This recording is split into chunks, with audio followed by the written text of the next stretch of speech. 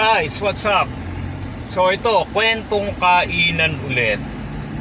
Nagpunta kaming Makati para kumain ng isang napakalaking goto. Ayun, tignan natin.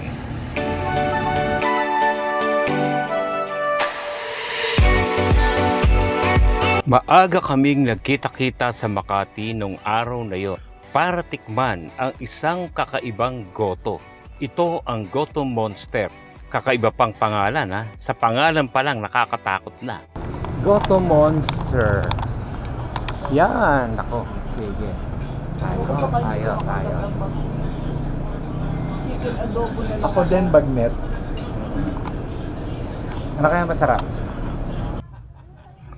At ayun, kaya naman pala nakakatakot at pero mabenta naman siya. May mga toppings ang goto mo na chicharong bulaklak o bagnet. At meron din namang silang mga silog meals. Kaya marami din namang makakain dito buong araw. Sabi niya talaga itong katatandang to.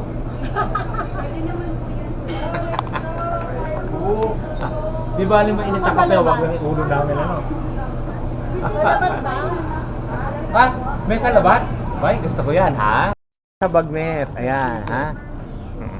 Wala akong problema sa bagnet. Ayan, sige. Order.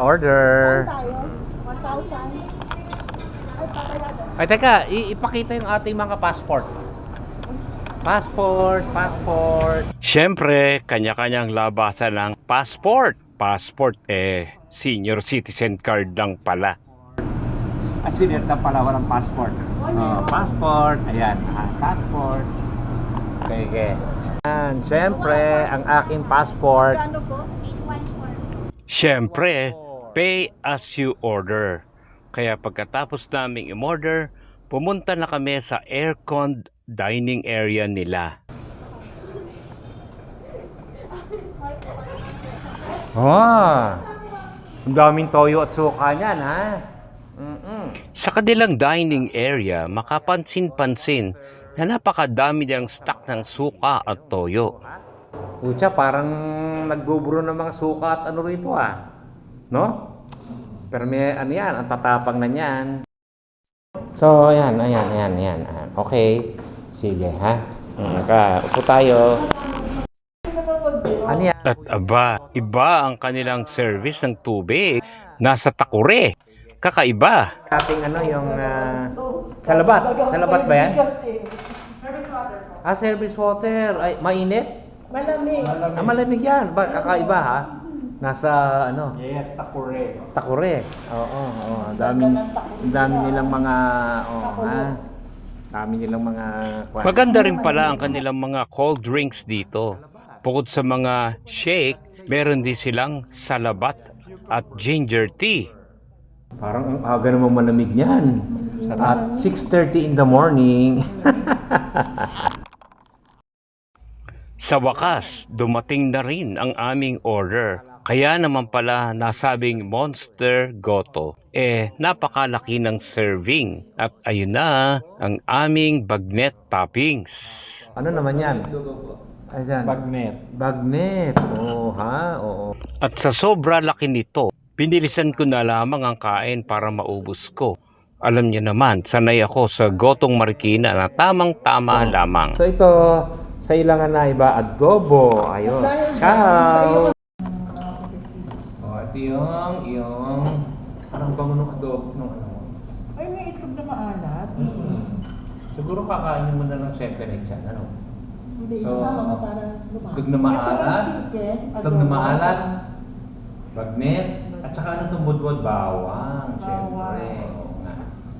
Kain lang ng kain. Sila hindi nila naubos, pero ako syempre, hinaya ko naman. Kaya, at masarap naman.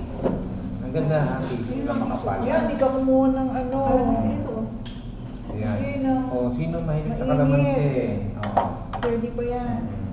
Yan, okay na.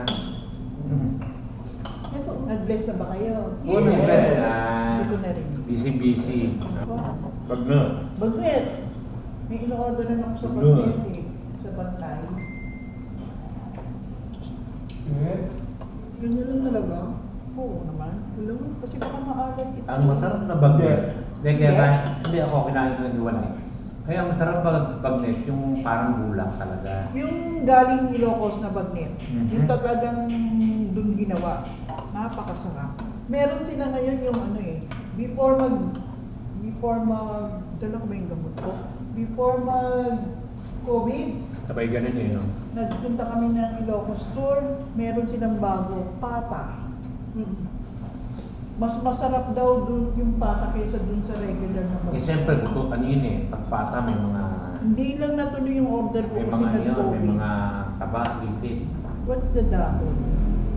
Ayun yan, muna siya Alam mo ba, yung kanilang tendon, yung tendon nila, ang sarap. Ba? Hindi ako kumakain naman pa. Ako, bihira akong kumain. Hindi ka, wala siyang laman tendon talaga. Ang paborito daw ni At baya-maya, aba, dumating si Kuya Emil, aka Lolo Tuna, para manggulo. Oh, si Lolo Tunak. Ayan, oh, sige. Ano? Ay, ganon? Ay, kung alam, hinati kita. At maya-maya naman nag-uwian na rin kami. So, ayun ang araw namin dito sa Makati.